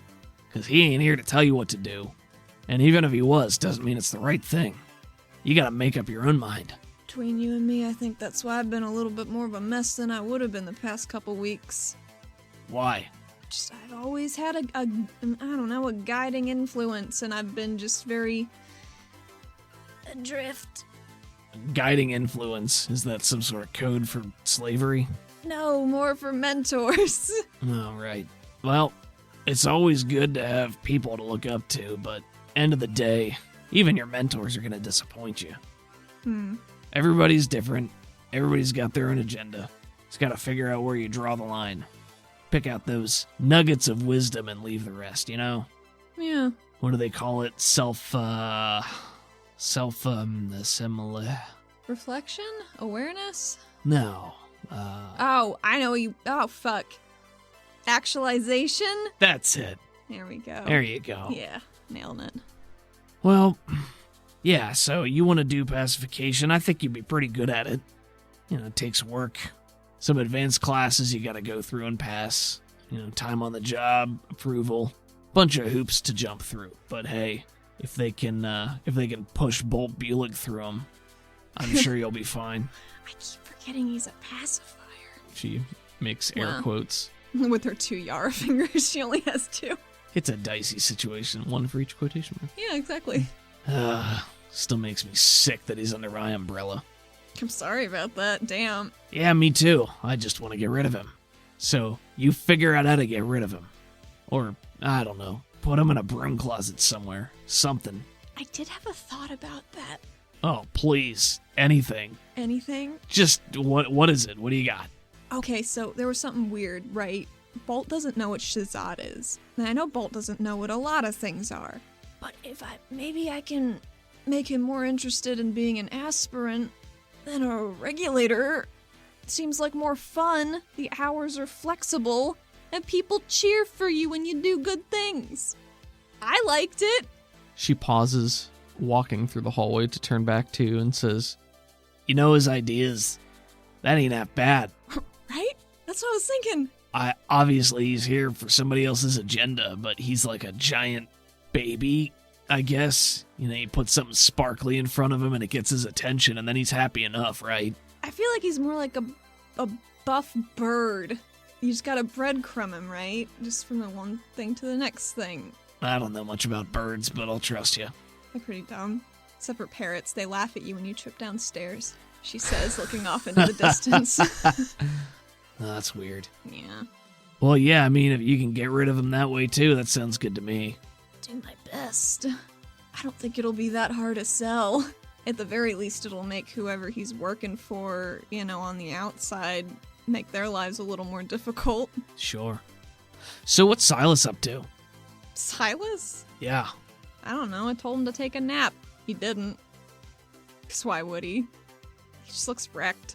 Yeah, I'm a little worried, quite frankly. Yeah, you're not the only one. Told us to go take care of this island bullshit, and then we did, and that's about where we're at. I haven't seen him today. Well, I guess I saw him this morning, but not since I've been back. And you think he's doing all right, aside from looking tired? I think so. I don't really know him that well, Sure. Do I have to roll a lie? Because she knows for a fact he is not doing well. Sure, go ahead and roll me a spirit. Spirit. 7. Okay. Well, when you're almost back up at the main floor, Rasmus stops and turns around and fishes something out of her back pocket, slaps it onto your chest, and it's like a brochure or pamphlet. She would look at it. There's a lot of purple on here. Basically, it's a brochure for the road to pacification. And it's like, so you want to be a pacifier, huh? It ain't gonna happen overnight, but if you're back in the city and this is what you want to do, and especially if you want to dig yourself out of this hole you found your way into, then maybe this is worth thinking about. I think this would be good for me. I'm gonna, I'll mull it over, but I'm kind of excited about this. Mull away. Will do. I heard that there are a lot of resources being pumped into the island, but honestly, I think we should be redirecting onto the water. Whatever's fucking with those moths, they took the boat. We don't know where it went. We don't know where any of those people are. I don't know if they're dead or not, but they're unaccounted for and they could come back. She nods. Well, I don't disagree with you on that, but investigation's not my responsibility. That's whacked up between Roth and Silas. That'll probably go on as long as they think it needs to, but I understand where you're coming from. Dangling mysteries like that, not knowing where it went. We should definitely get it accounted for. But excursions deeper into the mountain, sketchy. That's always a risky proposition, It's a lighthouse for a reason. We don't really go beyond it just because, well, it's not as safe. It's riskier. There's less out there. But maybe we don't have a choice this time. Even just stationing people on the water, within the harbor, I don't know. Oh yeah, I think that's probably a given for now until we can figure out what to do with this damn tunnel. I mean, we gotta close it, right? We gotta do something with it, but we don't know if it's naturally occurring or if they, dug it out themselves or how long it's been there, how long it would take them to dig another one. It's just a whole mess of questions, It's just too close. It definitely is. Sedaris, this is some unprecedented stuff here. We don't have any kind of formal military outside of the regulators, and that's just a police force. We never really needed one before. And then a couple decades ago, we made contact with the surface for those resources, and we've been able to keep the peace well enough. Being friendly with AlariCorp, they got a lot of bodies at their command, which starting to seem like a worse and worse proposition by the day. I'm not too keen on getting them involved to help us out with that, especially given, potential involvement elsewhere. Speaking of which, potential involvement and all that, how you holding up about the whole Nema situation? Ugh. It had to be done, right? Oh, sure. Maybe not feeling super great about it. Maybe I could ask better questions. Hey, you know what? We'll never know. I think we could have gotten more out of her, but she was pretty determined not to go quietly. Yeah. So she made that impossible. We can only try. We can't poke inside somebody's head like Silas. I mean, maybe we should have had an Inquisitor there. Maybe it would have been smart. But if she was willing to try and throw down in the room, she would have killed a lot of people on her way out. Could you make me a notice at -2? 5. As you're speaking, Rasmus is nodding at your words, and her brow is knit in thought. There's a moment where her expression just gets washed away.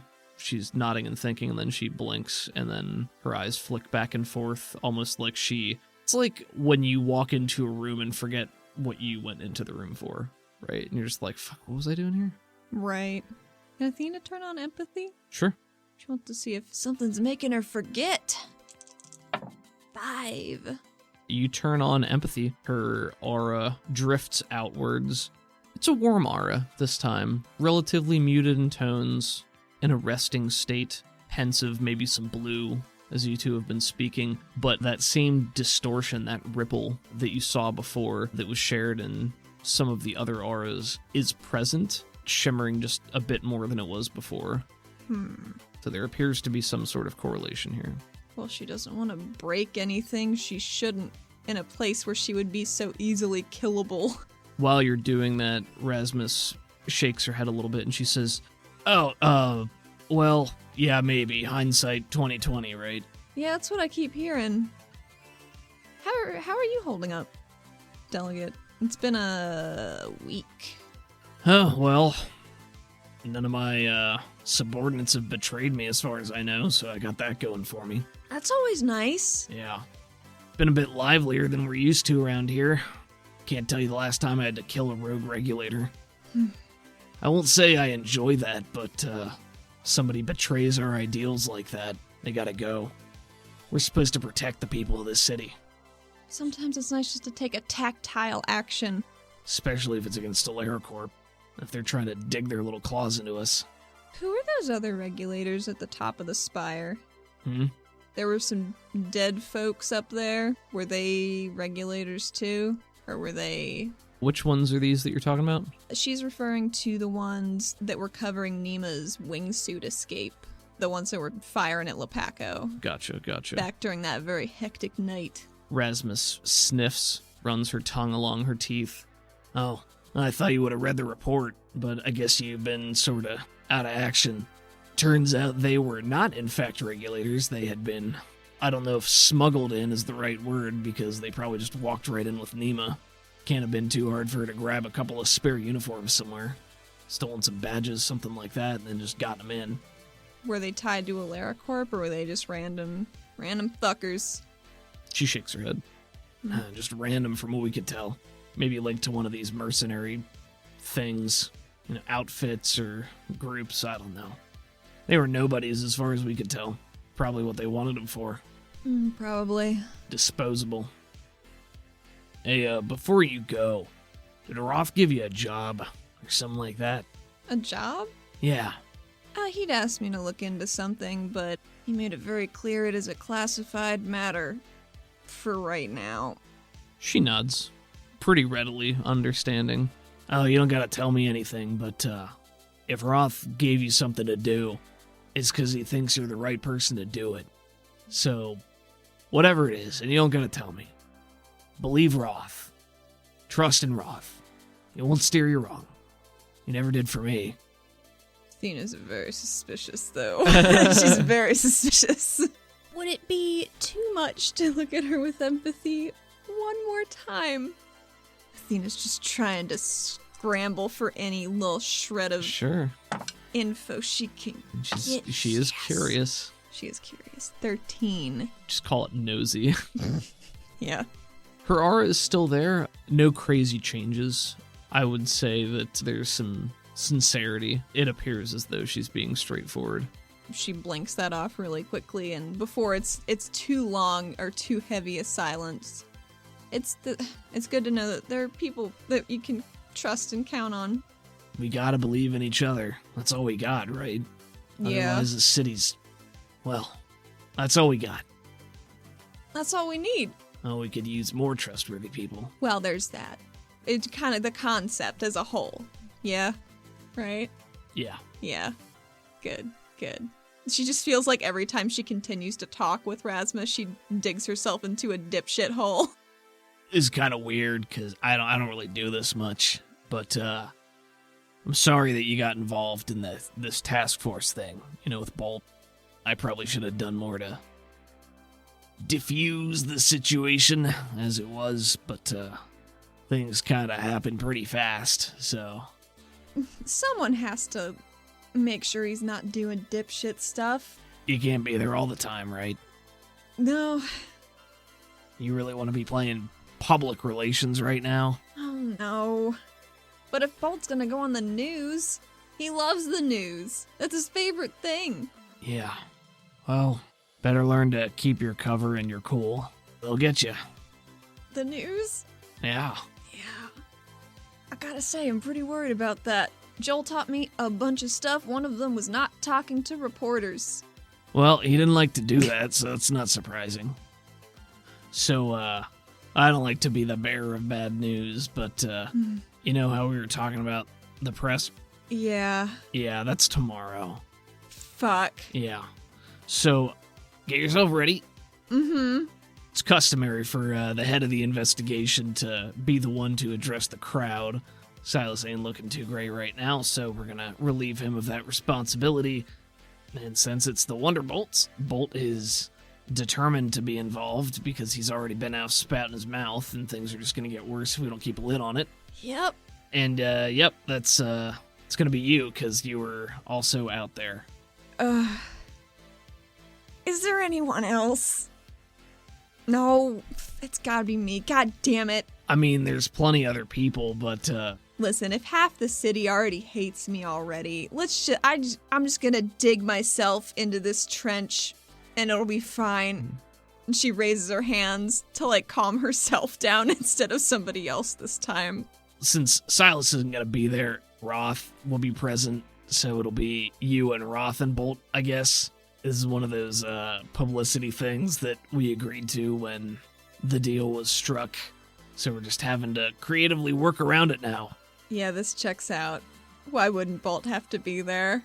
I don't like it any more than you do, but the reality is that's the deal that was made. We gotta live with it. If you got a problem, might as well talk to your granddad. Ow. Did he arbitrate that? Yeah, I think he was involved with that. Of course he was. Oh, wonderful news. So yep, you be back here bright and early. I gave you some talking points. And she points to the pamphlet, and there was a little scrap of paper stuffed in there, too. Nice. A little list. Oh, thank you. I love a cheat sheet, I gotta say. Can she look at it? Sure. What does it say? Number 1 on the bullet list just says, don't fuck up. See, I thought it was gonna only say, don't fucking choke. Yeah, number 1 says, don't fuck up, and then it says, stick to facts. Don't let them sidetrack you. Don't mention AleraCorp. These are solid talking points, and I will keep them safe right here, right in my pocket. Well, I'm sure Roth will give you more of a debrief tomorrow. Bright and early, Sedaris. Bright and early. Goodbye. No, it's hello. Oh, hello. There we go. Howdy, y'all. Back on the neon heat horse. This week we had the same two artists we usually do, doing that good music work. Who are they, Pickle? Crockett and Waveshaper. And where can we find these fine folks? Find Crockett at crockett.bandcamp.com and on Twitter at Crockett80s. Wonderful. What about Waveshaper? Waveshaper is at waveshaper_SWE on Twitter and at waveshaper1.bandcamp.com. We are also on Twitter, did you know? Got the address if you could tell me that. I would love to. It's at RPG for you and me. We are on Patreon. Sorry, guys, it's a rainy day. I'm a little sleepy. I had some black bean tacos, so I'm in Sleepy Town right now, so this is not my most coherent outro. Delicious. Yes, we are on Patreon. It's patreon.com/RPG for you and me. Still searchable. Still searchable. Fancy that. We're continuing Absolute Zero. We're up to episode 16 for people who have access to the Patreon feed. Well, speaking of Patreon, thank you to Michael and Earth. Thank Thanks, you, guys. Hope you're enjoying. Sorry we had to take the week off, but sometimes it gets hectic. We're back, and we're moving forward. And Athena's going to have a really bad interview. Yeah, we'll see how that goes. Probably not well with her general charisma level. Uh-huh. Neon Heat, of course, uses the Savage Worlds rule set. Holy shit. Do you know who? What? Yeah, it's crazy. Savage Worlds. Savage Worlds is owned by the Pinnacle Entertainment Group, who can be found where, Allie? Oh, do you mean at peginc.com? Peginc.com is exactly what I meant. Wonderful. Deadlands Kickstarter. Is that what you were going to say? It finished. It's done. It's done. They got so funded. So ludicrously funded. Well done, Deadlands. Good job, everybody out there who likes Deadlands and supported it. And anything else we got? Well, it's funny you should ask, because we do have a bonus scene this week. What's the bonus scene? No, we haven't done it yet. We haven't done the bonus scene? No. Oh, God, Allie. How you lead me into that? Fuck. Why did you even say that? Because we do one every week now. But until they're done. I thought we had one in the backlog. I'm just like, no, we haven't done it yet. Well, fuck. I have a personal announcement. Not the day that we're recording this, but the day when it's releasing is our anniversary, Pickle. Happy pre-anniversary. Happy pre-anniversary. Pre-anniversary. 525. It's easy to remember because 5 is multiplied by 5 is a 25. 25 is divisible by 5, yes. I mean, they're both accurate 5 ways squared to is 25. say what I've said. Yes. We got there. Yeah. Because that's what love is. Love Math. is love is etc. Love is everything else. Oh, that's really nice. Everyone out there, we hope you're having just a really nice week, and hopefully this is a good way to start it. Thanks for being here, thanks for listening, and we'll see you next week. The scene, the Kaida Claw. So the Kaida Claw, which is a butcher shop / meat distributor owned and operated by Sekka Marv, who is Pavi's father, as well as Sekka Rui, who is Pavi's mother. It's been in the family for many years, and it's one of the predominant charcuteries. It's not a word that they use in this world, probably, because it's based in the French language. Boreas had a charcuterie board. Fuck, he did. Oh, it does exist. I'm eating my delicious words like they were a charcuterie board. We get a shot of the large, burly, and purple-skinned Sekka Marv in the background wielding a cleaver, cutting fine pieces of meat into specified shapes and sizes. Damn fine. Where are you and Pavi? Athena is leaning over the case, looking in at all the delicious Kaida meat. It's a full array. Athena likes the tail meat. She likes the thick cut, because you can, marinate it real good, and it just sucks up all that delicious flavor. Maybe Pavi is working here part-time occasionally, helping out like she does, and she's behind the counter. She's wearing a little paper hat. Oh my god, that's adorable. And a white apron that it does have blood stains on it, and you note that the blood stains clash horribly with her blood orange shade of hair. Athena would never say anything. Sure. Oh, what you looking at? I thought that was obvious meat. Oh, yeah, no kidding. Hey, what are you looking... Are you trying to get something specific, or...? I was gonna cook dinner. Because, I know, the tail meat's obviously the best. so that's what I'm gonna get. I mean, the tail meat is the chewiest. You can really dig your teeth into it, you know? That's always good. Soaks up the flavor, but it's not quite as tender, you know? It doesn't have its own natural flavor. That's more like the claw meat, or maybe the knuckle meat is sort of the tenderest. She pulls her wallet out of her back pocket and she opens it and a fly comes out. And she's like, I don't know if I can afford knuckle meat today, sweet Pavi girl. I don't know if you can afford any meat with a fly. We don't trade meat currencies. You can't trade it's a fly, not a fly, for it's a moth. Just a tiny moth. You can't trade a moth for kite meat. That's not how that works. Not even for some tail. No. I mean, I can get some and you're welcome to share it. But would it be that tail meat I crave? I will get you some tail meat, but you have to try some of the eyeballs. Some of the what? The eyeballs. You have eyeballs? Marv, you have eyeballs? There's one person at the opposite end of the counter who glances over at you, but Marv looks over from swinging his cleaver, blinks at you. Of course we got eyeballs. I got 2 of them right here. And he pauses with his mouth open in a grin, like dad joke style. That's amazing. Oh, I'm just kidding. You know, you've got all the good stuff here. But do you have eyeballs, though? Yeah. I don't think I can eat that, Pavi. She looks back. Well, I mean, you don't want to eat them just straight up like that. You smash them up into a paste or something, and you can spread it like a jelly. Athena gets slightly greener. Or you don't need to do that at all. You can just have something different. Maybe some squumps. If you're feeling a little bit squeamish, you know, you can fill those right up. Can just feel kind of squumpish, maybe. He gives you a smile at that. Well, you let Pavi know. Oh, I will. Pavi, squumps, please. Oh, daring today, are we? How badly could I fuck up cooking a squump with Kaida tail in it? You would just cook it inside of it. As long as you get the temperatures and the times correct, you should be fine. Should be. I got this. She pulls a squump out by a tail and just slaps it on the counter. On like a paper. Yeah, on the paper. It up. And it's just a very fat lizard. The squumps are the inflatable lizards who generally live in the water. Generally, but they do Can inflate be, like little balloons. Yes, they inflate like little balloons, which means they can be stuffed and filled with other delicious treats. She's turducking this bitch. Pavi, I need a third meat. Oh my. She steeples her fingers and... Well, there's always Domba. Nice and greasy, just it's a little stringy sometimes. Get stuck between your teeth. So we've got mammal, reptile, and whatever the fuck Kaidas are. Insectoid?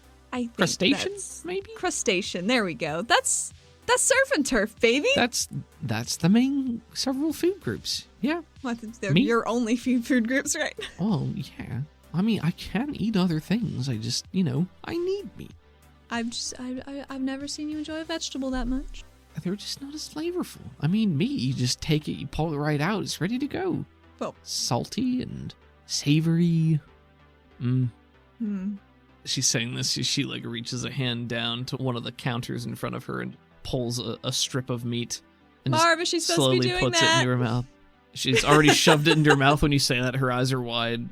Marv turns over to see what you're doing, and Pavi's shoving at you, turning away, trying to chew furiously. She takes her bag and runs away, paying nothing. As Pavi chokes, trying to swallow to call out, and then just starts laughing.